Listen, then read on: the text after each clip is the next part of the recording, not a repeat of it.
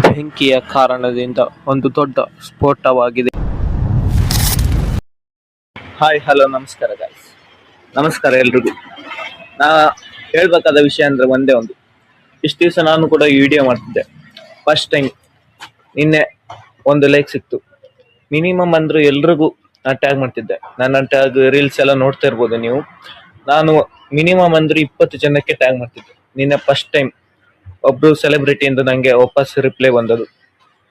ಅದು ನಂಗೇನೋ ಒಂಥರ ಖುಷಿ ಆಗ್ತದೆ. ಇನ್ನು ಮುಂದೆ ನಾನು ವ್ಲಾಗ್ ಮಾಡ್ಬೇಕಂತ ಡಿಸೈಡ್ ಮಾಡಿದ್ದೇನೆ. ನಂಗೇನೋ ಒಂದು ಖುಷಿ ಆಗ್ತಿದೆ ಒಂದು ರಿಪ್ಲೈ ಬಂದಿದ್ದಕ್ಕೆ. ಅದು ಯಾರಂತ ಗೊತ್ತುಂಟಾ? ನೋಡಿ ನೀವೇ.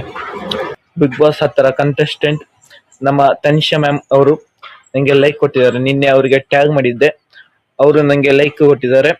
ನನಗೆ ತುಂಬಾ ಖುಷಿ ಆಯಿತು. ನೋಡ್ರಿ ಅವ್ರ ಫಾಲೋವರ್ಸ್ ಎಷ್ಟು ಜನ ಇದ್ದಾರೆ ಅಂತ ನೋಡಿ. 499K followers. ನನಗಂತೂ ತುಂಬ ಖುಷಿ ಆಯಿತು.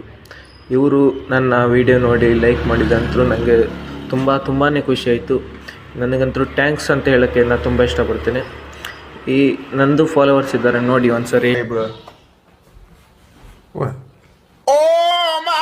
ನಾನು ಫಸ್ಟ್ ಟೈಮ್ ಈ ಥರ ವಿಡಿಯೋ ಮಾಡ್ತಿರೋದು.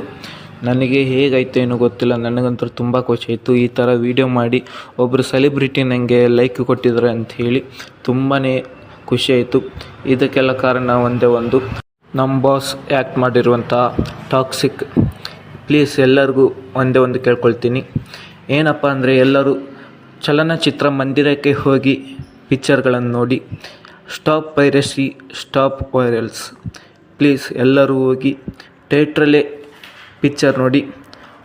ಎಲ್ಲರೂ ನಮ್ಮ ಬಾಸ್ಗೆ ಸಪೋರ್ಟ್ ಮಾಡಿ. ಇದಕ್ಕಿಂತ ಜಾಸ್ತಿ ಏನು ಹೇಳೋಕ್ಕೆ ಇಷ್ಟಪಡಲ್ಲ. ಯಾಕೆಂದರೆ ನಮ್ಮ ಕರ್ನಾಟಕದವರಾಗಿ ಅದನ್ನು ಮಾಡೇ ಮಾಡ್ತಾರೆ ಅಂತ ನನಗೆ ನಂಬಿಕೆ ಇದೆ.